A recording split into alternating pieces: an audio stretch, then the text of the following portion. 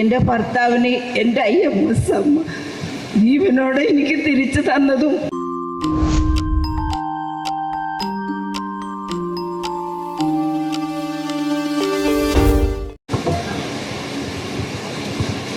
Praise the Lord.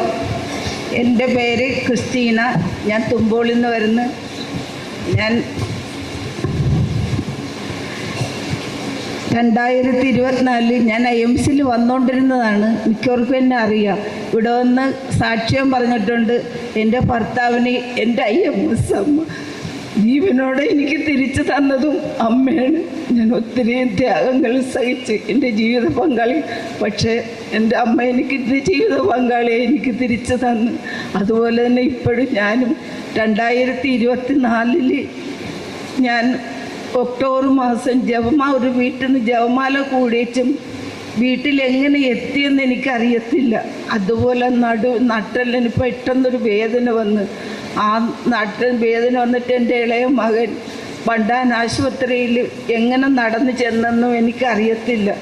അവിടെ ചെന്ന് കഴിഞ്ഞപ്പോൾ അവർ എക്സ്റേ എടുത്ത് എല്ലാം ചെയ്ത് കഴിഞ്ഞപ്പോൾ പെട്ടെന്ന് നീര് കൂടി, വലത് കാലിന് നീര് കൂടി ഇല്ലാണ്ടായിപ്പോയി. അവിടെ ചെന്ന് കഴിഞ്ഞു പിന്നെ അവർ പെട്ടെന്ന് മരുന്ന് വെച്ചേച്ചും പറഞ്ഞ് ഇവിടെ അഡ്മിറ്റ് ചെയ്യണമെന്ന് പറഞ്ഞു. ഞാൻ പറഞ്ഞു, എൻ്റെ ഇളയമ്മൻ പറഞ്ഞ് പെണ്ണുങ്ങളുടെ വാർഡിൽ കിടക്കാൻ ആരുമില്ല, മക്കൾ രണ്ടുപേരും കല്യാണം കഴിച്ചിട്ടില്ല, അപ്പോൾ അത് കാരണം എൻ്റെ മക്കൾക്ക് നിൽക്കാനും പറ്റത്തില്ല.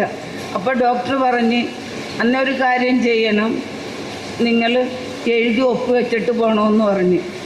എൻ്റെ ഇളയ മകൻ എഴുതി ഒപ്പ് വെച്ച് കൊടുത്ത്. പക്ഷേ അവർ മുട്ടിന് കീഴ്പോട്ട് മരുന്ന് വെച്ച് പൊതിഞ്ഞ് കെട്ടിയപ്പോൾ കാല് മുട്ടിന് കീഴ്പോട്ട് കാല് ചൊള്ളച്ച് വല്ലാതെ കണ്ടായി.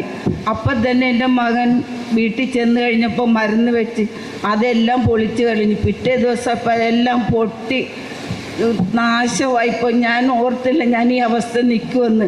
കാല് മുറിച്ച് കളയേണ്ടി വരുമെന്ന് ആ പരുവത്തിലായി. അങ്ങനെ ഞാൻ ഈ ഒരു 2024 2025 വരെ പരിശുദ്ധ അമ്മയുടെയും ഈശോയുടെയും കൃപയാലെ ഞാൻ സാന്നിധ്യത്തിൽ കഴിഞ്ഞുകൂടിയാണ്. പിന്നെ എൻ്റെ ഇടത്തെ കാലിനാണെങ്കിൽ പൊള്ളുന്ന പോലുള്ള വേദനയും വരുവാൻ. ഇപ്പം എനിക്ക് നല്ലോണം നടക്കാനൊന്നും പാടില്ല. അത് കാരണം അമ്മയടുത്ത് വരണമെന്ന് വളരെയേറെ ആഗ്രഹമുണ്ടായിരുന്നു. മക്കൾക്ക് ജോലി ഇല്ലാണ്ടാവുമ്പോൾ ഇവിടെ വരാമെന്ന് ഓർത്ത്. അങ്ങനെയാണ് ഞാൻ പറഞ്ഞത് എന്തായിരുന്നാലും 2026 അമ്മയടുത്ത് വന്ന് എനിക്ക് സാക്ഷ്യം പറയണം. അങ്ങനെ എൻ്റെ അമ്മയടുത്ത് പരിശുദ്ധ അമ്മയടുത്ത് വന്ന് സാക്ഷ്യം പറയുന്നു. ഈശോയ്ക്കും അമ്മയ്ക്കും 1000 നന്ദി.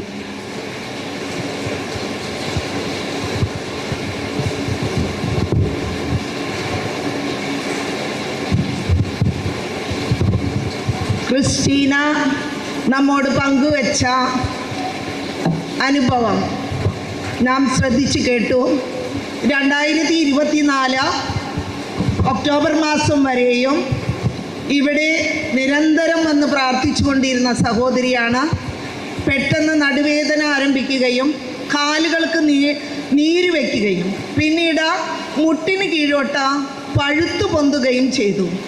നോക്കാൻ ആളില്ലാത്തതിനാൽ മെഡിക്കൽ കോളേജിൽ നിന്ന് സ്വന്തം ഭവനത്തിലേക്ക് വരികയും സാധാ ശുശ്രൂഷകളും പരിചരണവുമായി കഴിഞ്ഞുകൂടി ഒന്ന് നടക്കുവാൻ വേണ്ടി IMS അമ്മയുടെ മാധ്യസ്ഥം തേടി പ്രാർത്ഥിച്ചു. അമ്മ ഈ മകൾക്ക് പൂർണ്ണ സൗഖ്യം നൽകി.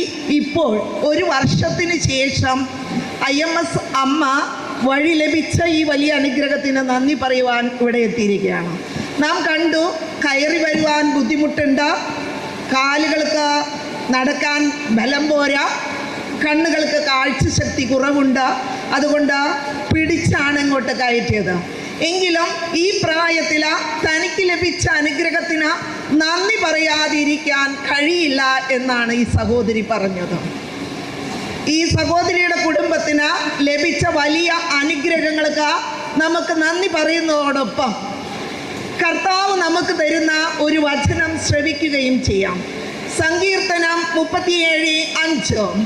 നിന്റെ ജീവിതം കർത്താവിനെ വരമേൽപ്പിക്കുക, കർത്താവിൽ വിശ്വാസം അർപ്പിക്കുക, അവിടുന്ന് നിന്നെ താങ്ങിക്കൊള്ളും.